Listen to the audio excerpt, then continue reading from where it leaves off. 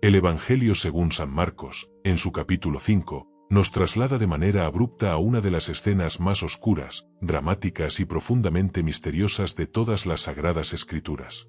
Para el lector casual o moderno, los primeros versículos de este relato pueden parecer una simple transición geográfica, una crónica de viaje común y corriente dentro del ministerio itinerante de Jesús de Nazaret.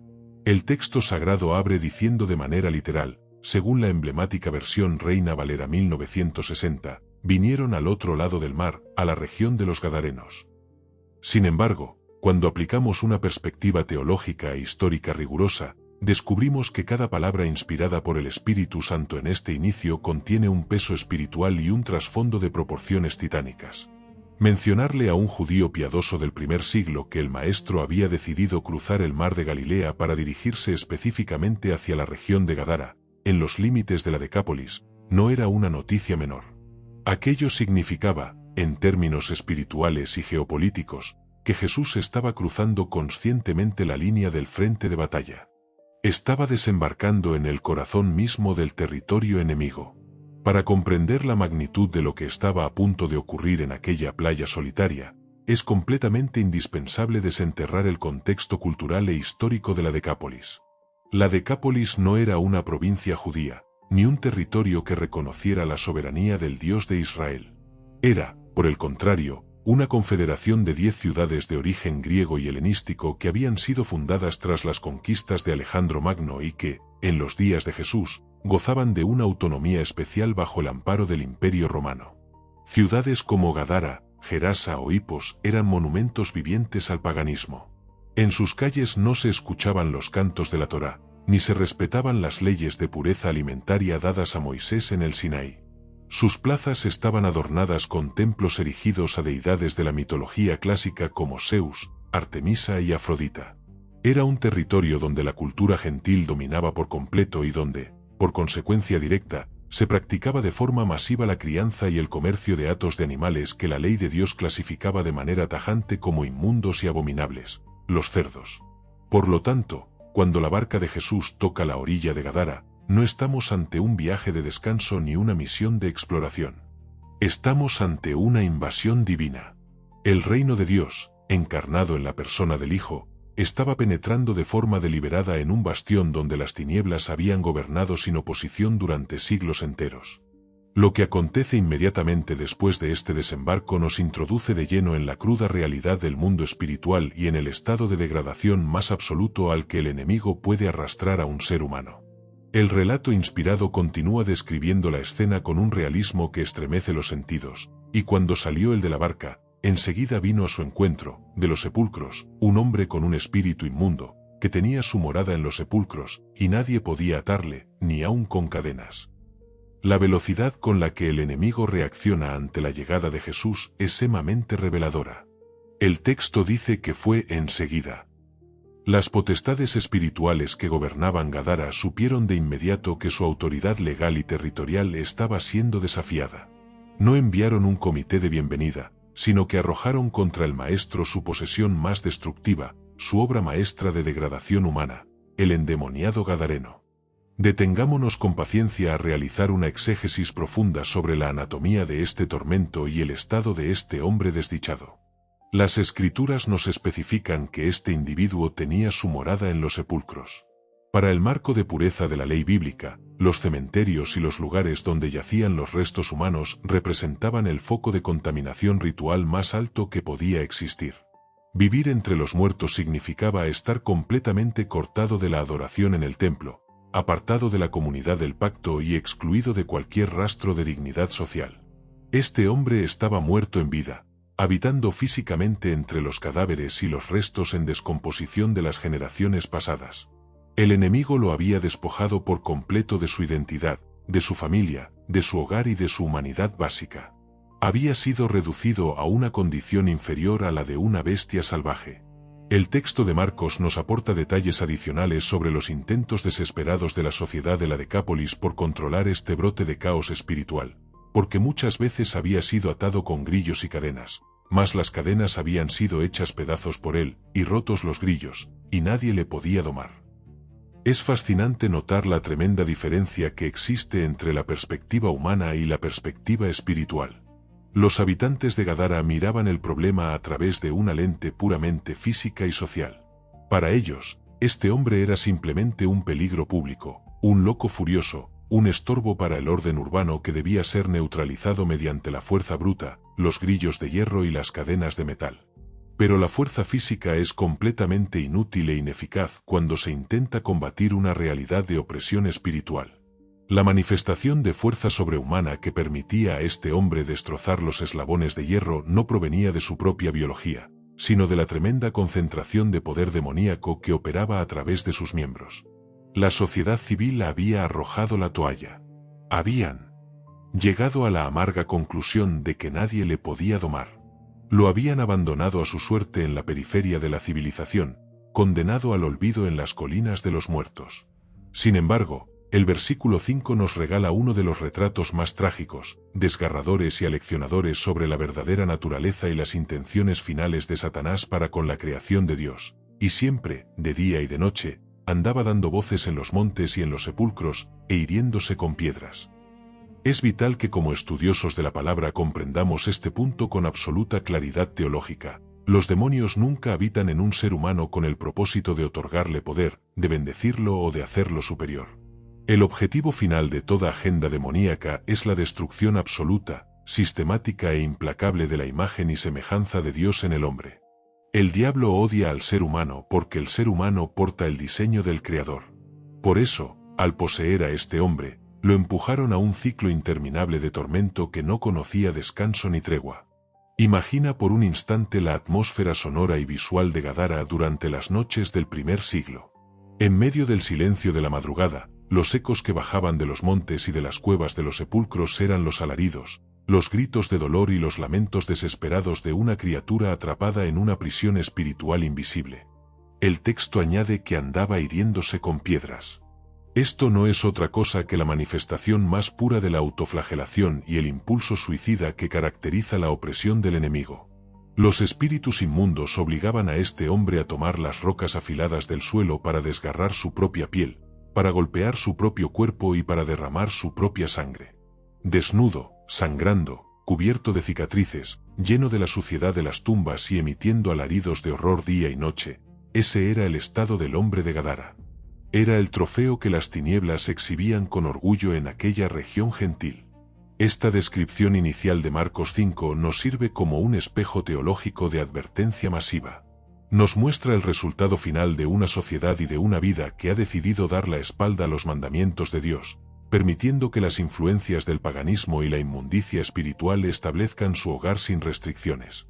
Gadara convivía con este nivel de horror en sus montañas, se habían acostumbrado a los gritos nocturnos, habían aceptado la presencia del mal como parte del paisaje cotidiano y preferían mirar hacia otro lado mientras sus hatos de cerdos continuaran multiplicándose y generando ganancias en los mercados helenísticos.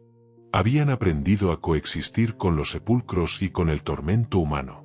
Pero lo que las huestes espirituales de maldad que operaban en la Decápolis no habían previsto en sus cálculos estratégicos, era que el tiempo de su dominio incuestionable sobre Gadara había llegado a su fin legítimo. La barca que acababa de encallar en la arena de la playa no transportaba a un rabino ordinario de los que enseñaban en las sinagogas locales de Galilea. Transportaba al león de la tribu de Judá, a la palabra encarnada, al creador del universo visible e invisible.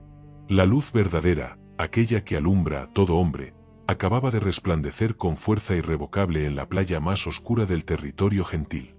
El escenario para la confrontación espiritual más grande de los evangelios estaba completamente montado.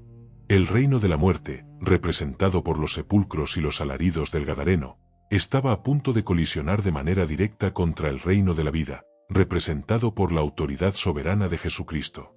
La calma ficticia de Gadara se había roto para siempre, y el imperio del tormento estaba a punto de recibir un golpe del cual jamás se podría recuperar. El clímax de este encuentro no se hace esperar en el relato sagrado. Cuando el diseño de las tinieblas choca de frente con la realidad del Dios encarnado, la dinámica del poder cambia de manera instantánea y absoluta. El versículo 6 de Marcos 5 abre una ventana directa a la rendición incondicional del enemigo. Cuando vio, pues, a Jesús de lejos, corrió y se arrodilló ante él. Es crucial que prestemos una atención exegética minuciosa a la coreografía de este instante. El hombre que destrozaba las cadenas de hierro, el terror de la Decápolis, el ser indomable que ponía en jaque la seguridad de la región, no corre hacia Jesús para atacarlo, para agredirlo o para entablar un duelo de fuerzas físicas. Corre para colapsar de rodillas ante su sola presencia. En el idioma original del Nuevo Testamento, el término utilizado para describir que se arrodilló evoca una actitud de postración y reverencia forzada. No se trata de una adoración nacida del amor filial o del arrepentimiento genuino, sino de la sumisión obligatoria del reino del mal ante la soberanía absoluta de Jesucristo. Los demonios que controlaban el sistema psicomotor de este infeliz no pudieron resistir la gravedad espiritual que emanaba del Mesías. A kilómetros de distancia, las potestades ya sabían que su juez legítimo había pisado su jurisdicción. La voz que sale de la garganta del Gadareno en ese momento ya no es la voz de un ser humano en control de sus facultades. Es un coro de voces espirituales que clama a través de cuerdas vocales ajenas. El versículo 7 relata el grito desgarrador. Andando a gran voz, dijo: ¿Qué tienes conmigo, Jesús, Hijo del Dios Altísimo? Te conjuro por Dios que no me atormentes. Analicemos el lenguaje legal e histórico que encierra este lamento. Al llamarlo Jesús, Hijo del Dios Altísimo, los espíritus inmundos revelan una teología impecable, pero completamente estéril. Saben perfectamente quién es Él, conocen su origen divino, su linaje celestial y su prerrogativa eterna. Mientras que los líderes religiosos de Jerusalén y los mismos discípulos en la barca a menudo tropezaban tratando de descifrar la identidad del carpintero de Nazaret, el infierno no tenía ninguna duda. La expresión «¿Qué tienes conmigo?» es un modismo hebreo antiguo que denota un reclamo por una invasión de soberanía. Los demonios le están diciendo a Jesús que ellos consideran que esa zona pagana les pertenece por derecho de usufructo, debido a la inmundicia y la idolatría del pueblo, y que su intervención es un acto de guerra prematuro. La audacia del enemigo llega a su punto más alto cuando se atreven a proferir la frase: «Te conjuro por Dios que no me atormentes». Es una paradoja teológica impresionante. Los agentes más puros de la rebelión cósmica, aquellos que se dedican a desobedecer y blasfemar el nombre del Creador segundo a segundo, intentan usar el nombre de Dios como un escudo legal para frenar la autoridad de Cristo. Intentan aplicar un conjuro de exorcismo al revés, tratando de obligar a Jesús a jurar que no ejercerá su juicio soberano sobre ellos. El versículo 8 nos revela la causa exacta de este pánico satánico, porque le decía: «Sal de este hombre, espíritu inmundo». Jesús ya había emitido la orden judicial en el mundo invisible. No entabló un debate filosófico, no realizó rituales complejos, ni encendió inciensos. Su sola palabra, el filo cortante de su mandamiento divino, estaba arrancando los cimientos del imperio demoníaco de los cuerpos colonizados. Es en este preciso instante donde el diálogo adquiere una profundidad histórica y profética abismal. Jesús rompe la estrategia de camuflaje del enemigo y lo obliga a identificarse de manera pública ante todos los testigos presentes en la orilla, y le preguntó: «¿Cómo te llamas?» Y respondió diciendo: «Legión me llamo, porque somos muchos». En todo el contexto del Nuevo Testamento, pocas declaraciones arrojan tanta luz sobre la organización interna, la estructura de rangos y la mentalidad táctica de las fuerzas de la oscuridad.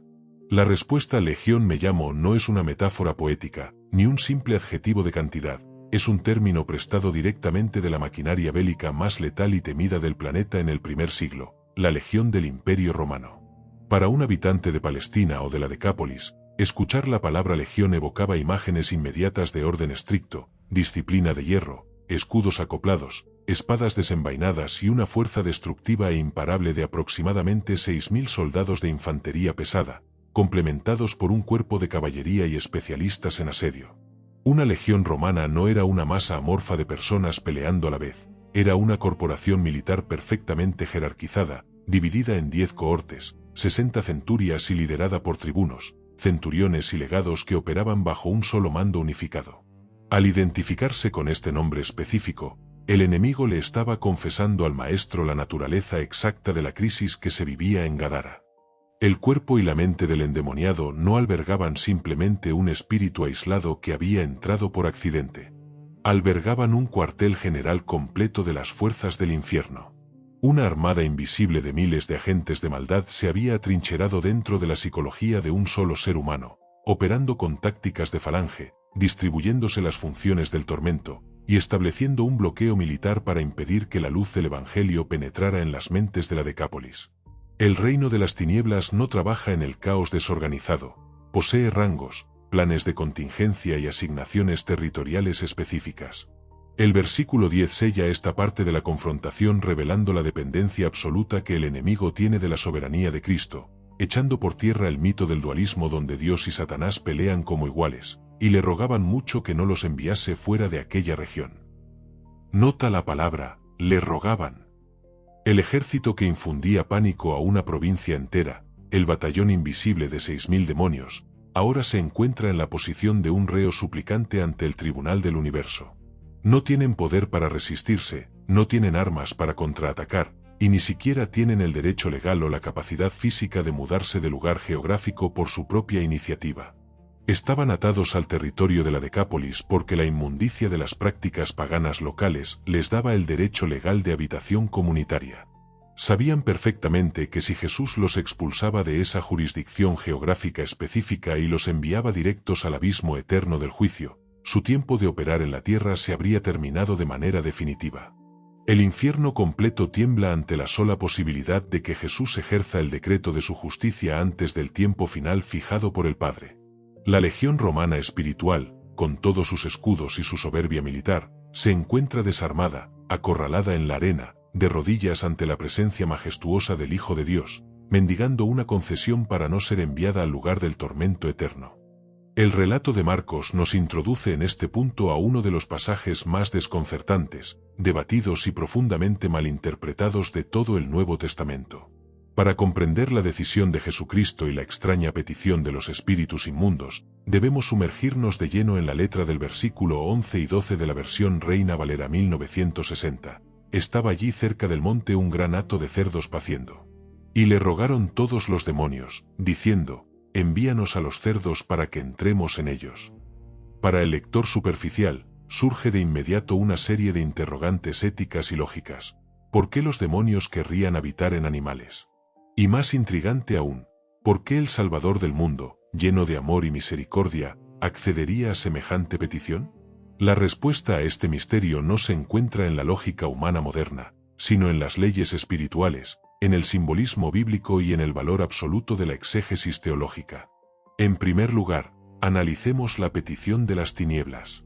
Los demonios, por su propia naturaleza incorpórea y caída, experimentan una necesidad desesperada de habitar en un cuerpo físico dentro del plano terrenal. Un cuerpo les proporciona un vehículo, un instrumento a través del cual pueden canalizar su inmundicia, interactuar con el mundo material y ejecutar sus planes de corrupción.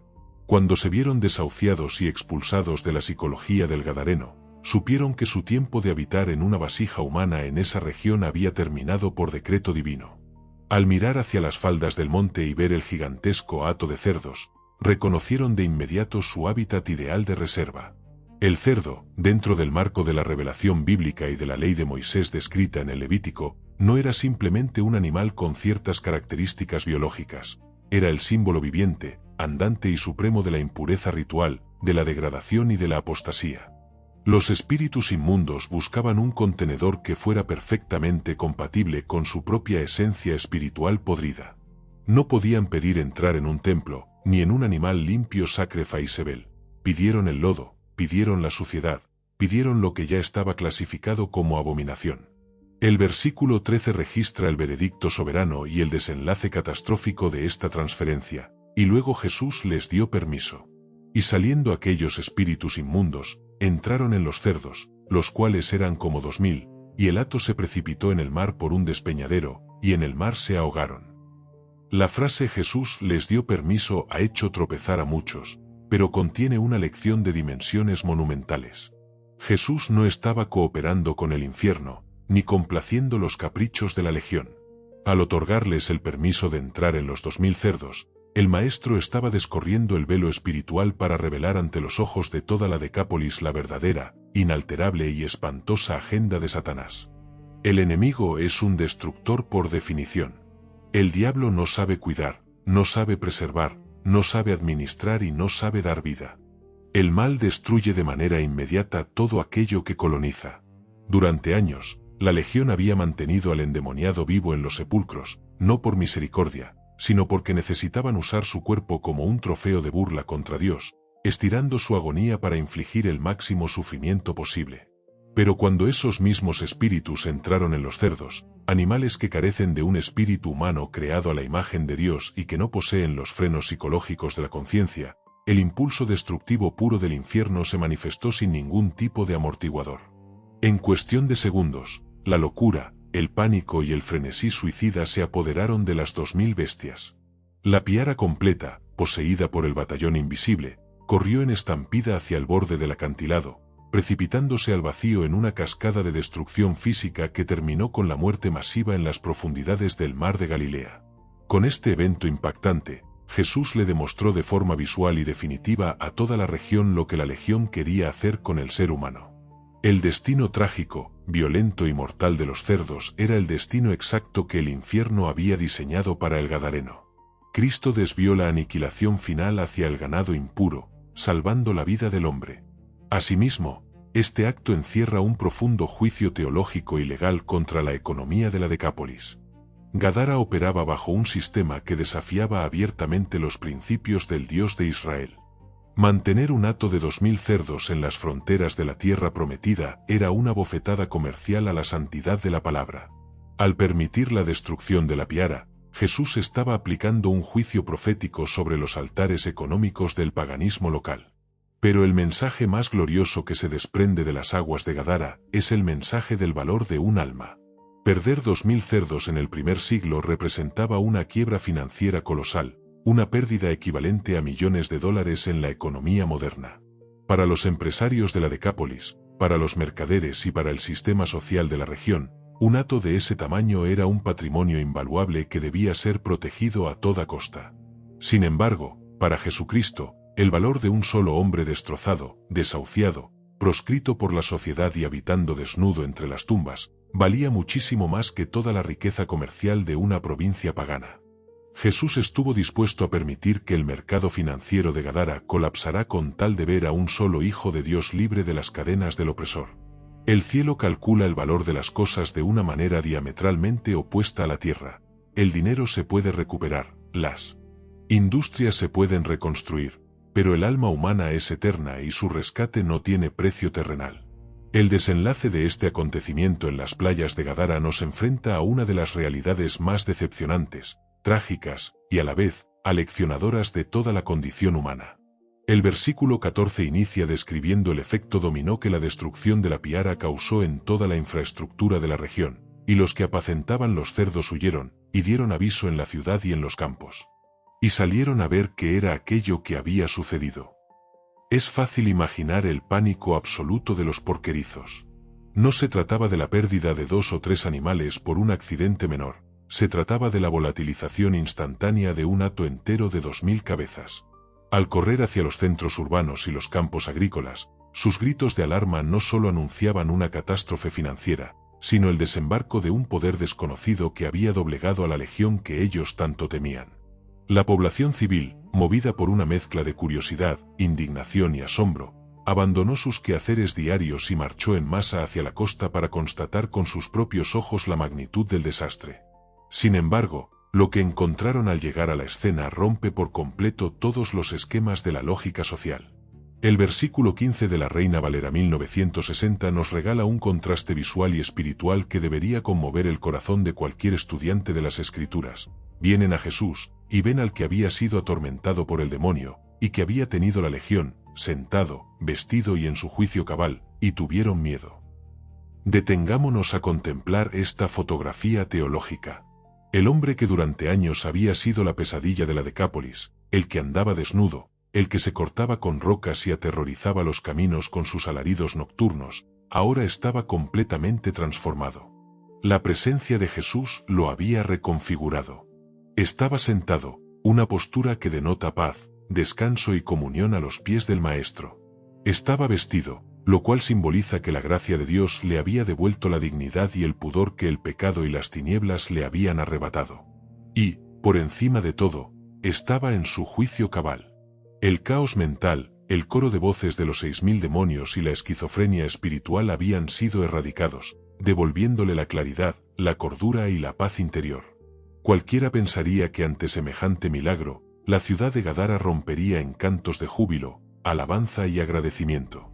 Cualquiera esperaría que organizaran una fiesta comunitaria para celebrar que su vecino, el hijo pródigo de los sepulcros, había regresado de la muerte a la vida. Pero el texto nos revela una reacción espantosa: tuvieron miedo. Y el versículo 17 sella la tragedia espiritual de Gadara, andando a rogarle que se fuera de sus contornos.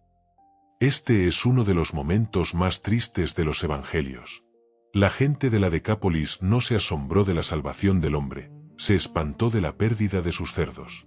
Midieron el valor del ministerio de Jesús en función de sus balances económicos. Para ellos, la presencia del Hijo de Dios era demasiado costosa, demasiado incómoda y demasiado peligrosa para el statu quo de sus negocios impuros. Prefirieron la comodidad de sus finanzas mundanas antes que la santidad de aquel que opera la liberación. Estaban perfectamente acostumbrados a convivir con los demonios y con los locos en las montañas, pero no estaban dispuestos a tolerar a un Salvador que pusiera en peligro sus zonas de confort y su economía pagana. Le rogaron que se fuera, y Jesús, respetando el libre albedrío y los límites de su dureza de corazón, subió a la barca para retirarse.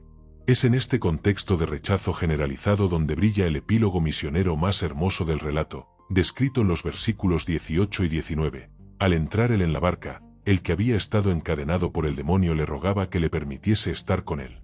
Mas Jesús no se lo permitió, sino que le dijo: vete a tu casa, a los tuyos, y cuéntales cuán grandes cosas el Señor ha hecho contigo, y cómo ha tenido misericordia de ti. El deseo del hombre liberado era completamente comprensible. Quería dejar atrás la tierra que lo había encadenado, olvidar el escenario de su tortura y seguir los pasos del Maestro como un discípulo cercano. Sin embargo, la perspectiva teológica de Jesús miraba mucho más allá. Gadara acababa de cerrarle las puertas al Salvador, pero no podría cerrarle las puertas al testimonio vivo de la misericordia divina. Jesús no le permitió subir a la barca porque lo estaba ungiendo y comisionando como el primer misionero oficial enviado al territorio de los gentiles. Su propia vida, sus cicatrices transformadas y su cordura recuperada se convertirían en el sermón más elocuente e irrefutable de la Decápolis. El versículo 20 cierra el capítulo con una victoria contundente para el reino de Dios. Y se fue, y comenzó a publicar en Decápolis cuán grandes cosas había hecho Jesús con él, y todos se maravillaban. Aquel que había comenzado el día habitando entre los cadáveres, arrastrando cadenas rotas y sembrando el terror en las montañas de los sepulcros, terminó el día caminando con la frente en alto por las plazas de las 10 ciudades griegas, proclamando la soberanía, el poder y la gracia redentora de Jesucristo. La legión romana del infierno fue completamente desmantelada, y el territorio que pretendía ser un bastión inexpugnable de las tinieblas recibió la semilla del Evangelio a través de la voz de un solo hombre agradecido. Al mirar esta maravillosa y profunda historia a través de la lente de teología en perspectiva, la gran interrogante ya no debe centrarse de manera superficial en los motivos por los cuales los demonios entraron en los cerdos. El texto sagrado nos obliga a mirarnos en el espejo de Gadara y lanzar una pregunta punzante a lo más íntimo de nuestra propia alma. ¿Qué cerdos estamos intentando proteger hoy en nuestras vidas? ¿Qué áreas de comodidad, qué negocios cuestionables, qué vicios ocultos o qué ataduras culturales preferimos resguardar antes que permitir que la autoridad absoluta de Cristo irrumpa en nuestro entorno y nos haga verdaderamente libres?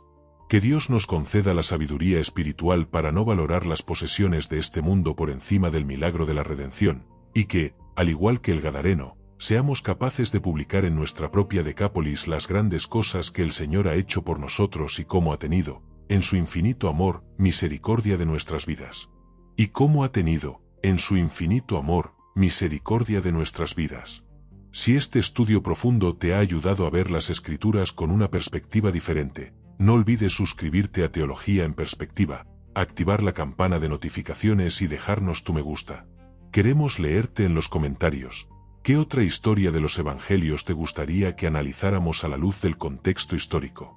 Comparte este vídeo con alguien que necesite recordar el valor que su alma tiene para Dios, y nos vemos en el próximo análisis. Bendiciones.